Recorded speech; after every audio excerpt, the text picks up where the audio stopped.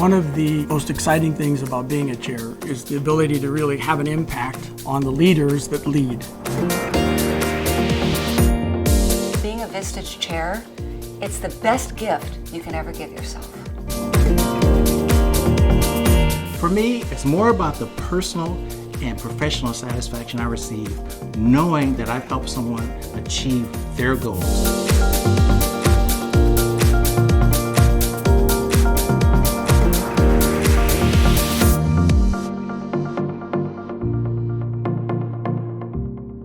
I enjoy being that trusted advisor, that confidant, and from a personal level, I really enjoy helping my members achieve their professional and personal objectives. One of the reasons that Vistage appealed to me to become a chair is you get an opportunity to walk the journey with CEOs. Getting a text or an email from a member that says, I've grown more this year as a CEO than I have in the previous 10. Thank you for inviting me into Vistage.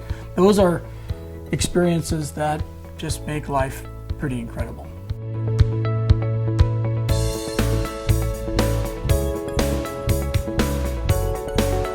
After working for several Fortune 500 companies such as the Walt Disney World Company, AT&T, and the Archer Daniels Midland Company, I knew it was time for me to hang out my own shingle. So after 33 years in business, starting with a career in the Big 8 accounting firm at the time and ending as CEO of a publicly traded medical device company, I was looking for my next step.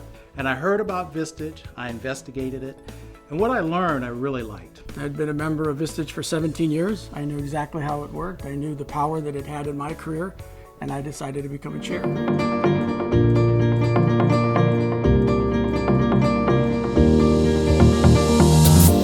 A 60-year-old company started right here in America by a gentleman by the name of Bob Norris in 1957.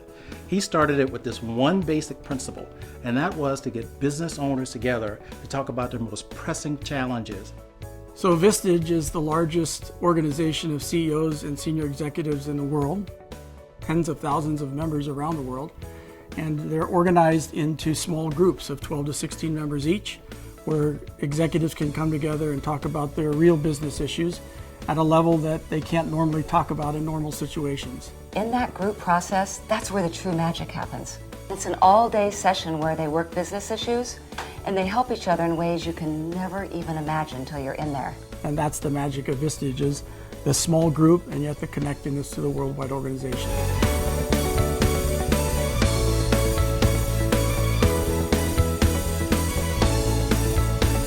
The typical day for a group meeting begins at 8 o'clock. The members gather, have a little breakfast, and reacquaint themselves with each other. As a chair, I get to select from over 1,000 speakers that speak on 1,500 topics, with a wide range of subjects. What happens after that is we go into what's called executive session. This is private time for the members only, when they get together and they sit down and talk about their most pressing issues that they need their advisory board support with.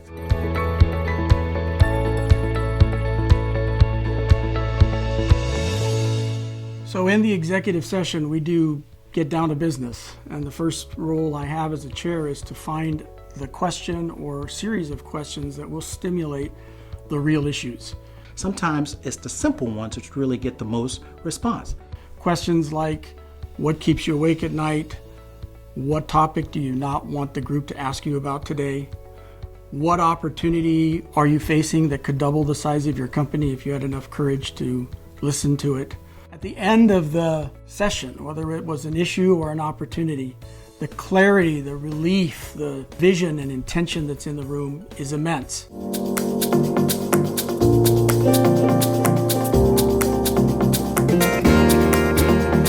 So a very important part of the Vistage process is the one-to-one monthly with the CEO, so generally just under 2 hours. This is when we sit down with our members, usually at their office, and we talk about, all right, what's going on with your business or what's going on in your personal life. It's the opportunity for the chair to help the CEO listen to his or her own mind, to really map their own thinking and see where they might be stuck.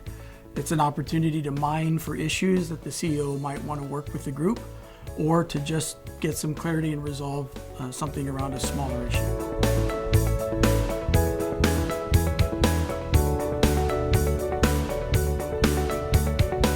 To be a great chair, you have to bring a number of skills to the table. It actually takes a lot to be a good chair. You should have great P&L experience. You should have worked maybe at a C-suite position within a large organization, or run your own company.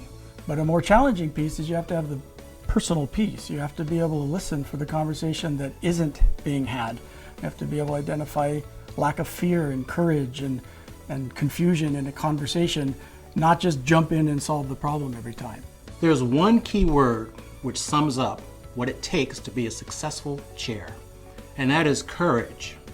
When you speak with other CEOs, you have to be able to look them eye to eye and challenge them on things that they do not want to be challenged on.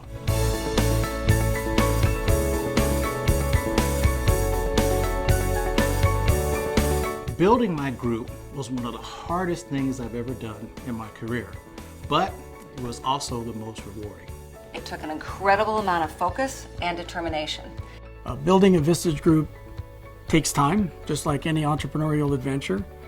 Typically 6 months before any income is recognized, and up to 12 months before one would recognize the full six-figure opportunity that being a Vistage chair presents.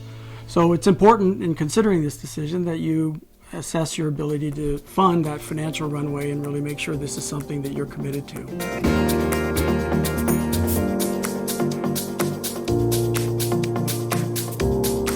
You know, I think the final proof that the Vistage model works is the exciting growth that the companies experience. Double-digit growth during a time when most companies are not growing in double digits, the exclusiveness of being a Vistage chair given the highly selective process that it takes to go through. It's just a great feeling to be part of an organization that is getting it done, that is serving others. You know, I think one of the best kept secrets of being a Vistage chair is that we get to grow too. While the focus is on the members, as it should be, I'm a member of a Vistage chair group myself, so I participate in Vistage as a member. For the first time in my career, I'm doing a job that I love. I have the opportunity to live a life mission, a calling of having conversations that matter with people who care.